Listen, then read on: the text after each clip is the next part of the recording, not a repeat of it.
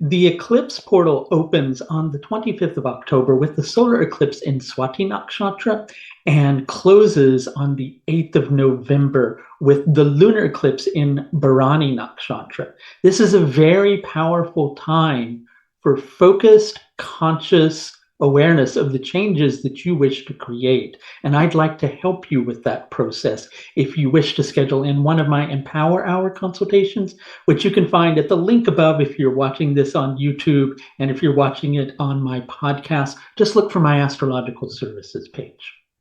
So ask yourself, is this really what you want? More importantly, is it what you need?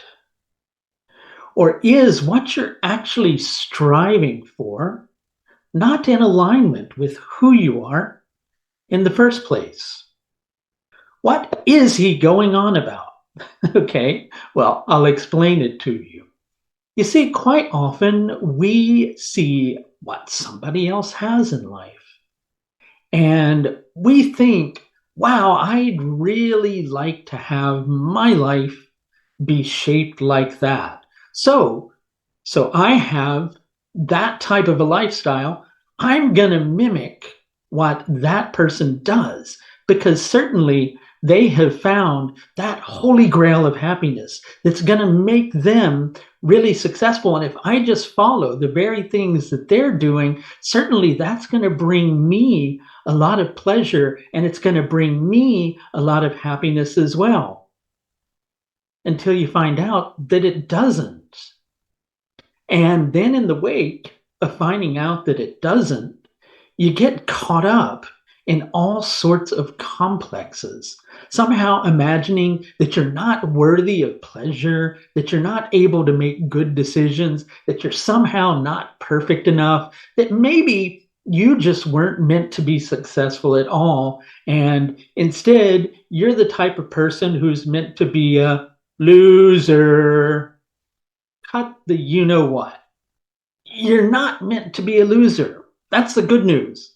Okay, you're meant to win. You're meant to be successful, but your success cannot be defined on somebody else's terms. So try as you might to attain what you're perceiving as success in the same manner that somebody else did is not going to bring you what they have for one very simple reason. You're not them. And it seems so easy. Like, we kind of wish that we had this like rule book of life that let us know on page 1, you are yourself. To try to be somebody other than who you are isn't going to bring you happiness. So what we've got going on as Venus is transiting through Swati Nakshatra, which takes place from the 22nd of October through to the 2nd of November, and also coincides with the solar eclipse in Swati Nakshatra, which takes place on the 25th, a few days after Venus enters Swati Nakshatra. We've got Venus, the Sun, and later on Mercury, all in a really close connection with each other. And they're closing in on a connection with the South Node, K2. And this creates for Venus and Mercury especially something known as shame, in addition to feeling agitated as they're leading up to that particular period. So that's the astrological terminology that's really kind of created to impress you. Were you really impressed that I know all these complex astronomical terms? Astrological terms, right? See, you shouldn't be impressed because I confused astronomy with astrology, and that's because, hey, they used to be one and the same, but that's a matter for another video. Let's get back to the matter at hand and talk about what we're talking about with this particular connection, right? So what ends up happening with this particular alignment is we can find ourselves in a position where the pleasure or the fulfillment that we're trying to create in our lives is out of alignment with who we are. And then due to the fact that we're not able to attain that pleasure or attain that fulfillment or attain that happiness, we begin to find that we're, maybe not smart enough to make the wisest choices, or we're not worthy of having happiness in our life, or maybe we can never know ourselves, or in the case of K2 connecting with the sun, somehow we're just not perfect enough and just not good enough. And so the deeper that particular energy begins to deepen, for lack of a better word, then the more we strive to prove ourselves in a manner where we're not going to find the level of success that we want. So, what you can do is you can take that particular model of success and toss it on the scrap heap because you don't need it. Okay? You're identifying something, you're identifying a lifestyle which you have a yearning for. But that same level of fulfillment isn't going to happen in the ways that it has happened for somebody else. So your best bet is to come back to basics and know who you are beneath the complexes that have perhaps been dumped upon you by other people, or even dumped upon you by yourself in those instances where other people haven't been so handy to dump those complexes upon you. And I know what you're thinking. You're going, that's really hard to do. I don't know who I am from one moment to the next. How can I ever hope to get to the heart of that? Well, on a certain level, it becomes simpler than you might imagine. Look at those values, look at those concepts that are steady within you over the course of your lifetime, right? Those things that you believe in that don't change, those things that inspire you, which are constant. And, sometimes for people who might be inspired by many different things, that can be hard too, because we go, well, sometimes I'm inspired by this, but then I jump to that. And maybe on weekends it's this particular thing. So again, I'm lost and I don't know who I am.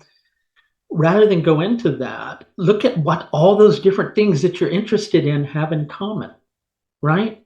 It requires some pausing and soul searching. And, maybe from time to time, switching off the television set and paying attention to who you are rather than hiding from yourself, right? And understanding those basic ethics, values, beliefs beneath the surface that form the foundation of who you are. Once you understand that, it's a matter of aligning with that, staying focused on that, allowing room for growth, but staying focused on those things that you know that you are that are constant. And when opposition hits, because it hits in everybody's life, no matter how successful they might look, holding your ground and seeing it simply as something that's helping you to become more whole. It may be resistance, but it's resistance that's fine tuning you, right? That is how you begin to create success on your own terms. The key to success, it's not always necessarily that, big house. It's not always necessarily that, huge bank account. Sometimes it's about being who you are and being who you are successfully, even in the midst of the most difficult changes that you can go through. The deeper you go into that process, the deeper your own sense of self-worth becomes. And guess what? Something that attracts greater quote unquote net worth into your life is being strong and secure in who you are. Now, does that mean everybody who's strong and secure in who they are is going to be rich or a millionaire? Of course not. But what you find is when you approach external success in that way upon the foundation of internal success, then that's the success that stays. If you're faking it in order to make it in your life, then if you make it externally, guess what? You're likely going to feel like you still have to fake it. And faking it isn't much fun. So get real with you first and foremost and let it come from there. Yes, self worth is a greater foundation for net worth because then when you have the self worth and you have the net worth, guess what? You're really a much happier individual because you have the abundance financially that you need, and you also have the internal wisdom that helps you to sustain that. There's the age old saying that fortune favors the bold. I don't know who said that at first, but it came to me this morning that while fortune may favor the bold, longevity in terms of that fortune is something that favors the wise. And right now, rather than trying to shape the foundation of where you want your life to go in the next several months upon um, a foundation that is somebody else's model of existence, you need to set it up based upon the model of your own existence, on true self knowledge, true self acceptance, so that you can build a life of purpose and passion going forward. During Venus's transit of Swati Nakshatra, there's likely going to be a lot of restless energy surfacing. That restless energy is trying to push you forward into a new way of relating with yourself and relating to your life in general. And it's likely at the beginning of it, you're going to find yourself more in quote unquote attention seeking mode, trying to prove yourself, things along those lines. But remember, there's nothing that you need to prove to anyone else other than yourself. And if that thing that you're trying to prove to yourself is that you can be someone else other than who you are, you're only going to find yourself in a position where you're confronted with a complete identity crisis. And that's not something you want for yourself. And it's not something that I want for you. So at the beginning of this period of time, the 11-day, 10 to 11-day transit of Venus through Swati Nakshatra, what I want you to do is get clear on what feels right to your soul, not what somebody else has. Don't identify fulfillment or happiness on someone else's terms. Do it on your own terms.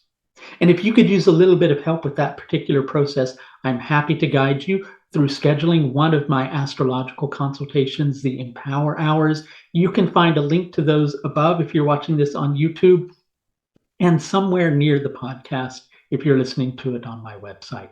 Thanks a lot for listening. And please, as always, do take the very best care of yourself. Bye now.